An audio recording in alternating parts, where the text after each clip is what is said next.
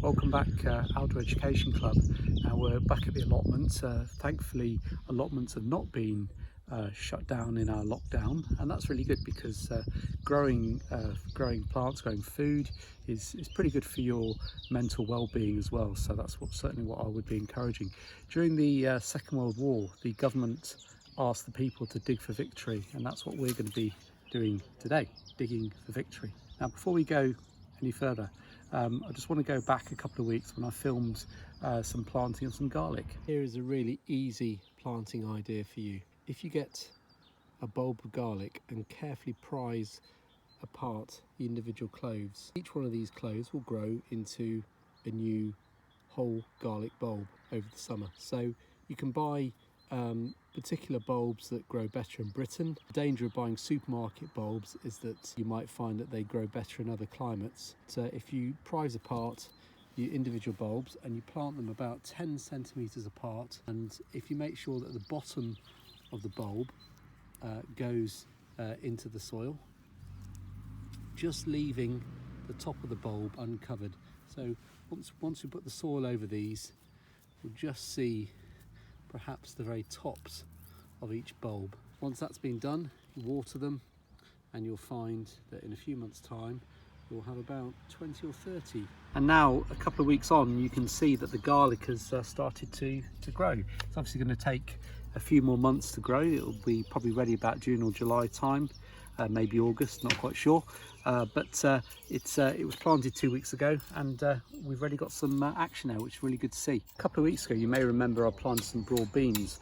Unfortunately, as you can see, the mole has decided to eat most of my broad beans. There's one single broad bean just over there, which is the sole survivor. So what I'm doing instead is I'm planting some dwarf French beans that I've been growing at home, and I'll show you those later at home. Now, I suppose what it shows you is that not every bit of planting is successful, and if you don't succeed, you've got to try again. These dwarf French beans are planted about 30 centimeters apart, and you just chuck them in. Really, it's not too difficult. They're very hardy, and of course all new plants need good water. Since you last saw the allotment, I have been planting some onions here. Onions come from what are called onion sets, which look like that. You can buy those very cheaply in garden centres and even some hardware shops. I've also planted some asparagus. I've never tried asparagus before. It takes 2 years to grow, so you do have to wait a bit of time, but I suppose it's always good to try something new. Just on Good Friday, I planted some potatoes here, and they will be hopefully starting to emerge soon. They do require quite a lot of water, and this is something that you could try at home. You can easily get grow bags. You can either grow your own tomatoes from seed, or you can get tomatoes from the shops, like these ones cost £1 there, and you simply plant them in a grow bag like that. The grow bag, of course, has got the right type of compost and all the correct nutrients to help your tomatoes grow. And these are a cherry type of tomato, which should be really nice come the summer. Of course, you could be really ambitious and try and plant some fruit trees, and I'm going to plant a raspberry in a minute. This is actually an autumn raspberry called Golden Queen. So those yellow raspberries will be ready in the autumn time, but you can of course get summer fruiting raspberries like this one here, which is called Mika. And if you have a mixture of the two, of course, you can have raspberries in the summer and raspberries in the autumn. So with the raspberry planted, of course, it needs some water, but it also needs some fertilizer, and I'm going to use chicken manure. So basically I'm going to put some chicken poo around the raspberry, just to give it a little bit extra in terms of growing. You don't have to have an allotment to be able to dig for victory. You can use your own garden, you can use parts of your house, you can of course even use a balcony.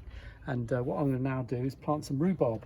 This rhubarb was 50 pence, and it's very easy to grow. It will just really survive almost anywhere, and it needs very little care and attention. Rhubarb is so easy to look after. I'm going to give it a bit of compost just to give it a bit of a helping hand, but essentially you plant it give it the occasional water, and the idea is in probably just 1 or 2 months time it's going to look something like this plant here. And you've got a lot of rhubarb crumble there, haven't you? Let's go back a couple of weeks. You've just seen me plant some dwarf beans down at the allotment, some tender green ones, and I did plant those a few weeks ago, and I'm going to plant some more now. All you do here, you use a bit of potting compost, pop a couple of seeds into each pot, and then add some more potting compost over each of them, and give them again a bit of a water like that. Now you'll also see here I've been growing some other seedlings as well. These are tomatoes, and next to tomatoes we have some yellow courgettes, and these are climbing beans, and you can see they're just about starting to emerge here. And in the windowsill you'll see where I've been growing them, and this is something you can easily do at home. There again are the courgettes and the tomato plants next to them. Okay, Year 7s, the task for this week. You've got to tell me in a few sentences how a seed like that becomes a seedling like that. I want to know about the germination process in just a few sentences that you can post on the Outdoor Education team page. And hopefully it's inspired you to think about growing some plants for yourself. It really is quite straightforward, and it's well worth giving it a go.